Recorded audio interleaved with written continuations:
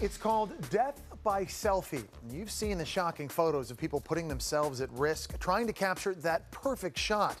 The number of mishaps and even deaths is on the rise. So the question now becomes, are we making memories at the cost of our own lives?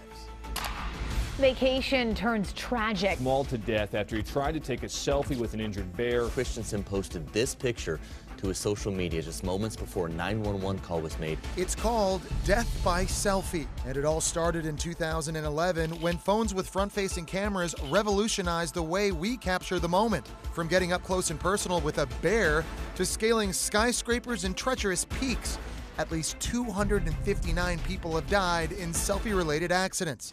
The ambulance tried their best to revive him, but unfortunately he has died at the scene. In Sydney, Australia, 19-year-old Gavin Zimmerman made a risky move, climbing from the guarded viewing platform at a popular whale-watching spot to the cliff's rocky ledge. He was seeking the perfect snap when he plunged into the sea and died.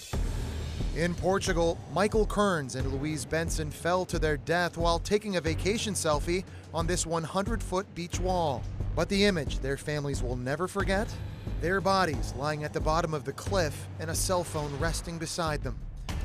And while women take more selfies than men, it's men who accounted for 73% of selfie-related deaths. Men very likely make up the majority of selfie deaths because, as a rule, men are more likely to engage in the kinds of risky activities, climbing up a wall, dangling over a waterfall, that would be more likely to result in a selfie death. And perhaps because millennials have a reputation for doing anything for social media, they account for 86% of all deaths by selfies. Millennials really care about getting that perfect Instagram shot, and they'll often take larger and larger risks in the pursuit of those likes. In the age of social media, it's no wonder selfie deaths are on the rise. Selfie studs like Russian daredevil Kirill Oreshkin get plenty of love and thousands of comments on their gravity-defying building-topping shots.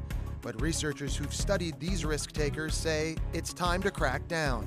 Interestingly, in this research, what is suggested is that we need to establish sort of no selfie zones.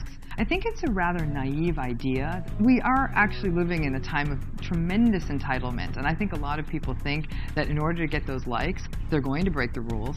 But at the end of the day, are selfies to blame? The selfie's not the issue, it's the behavior. There's no number of likes in the world that is worth the end of your life.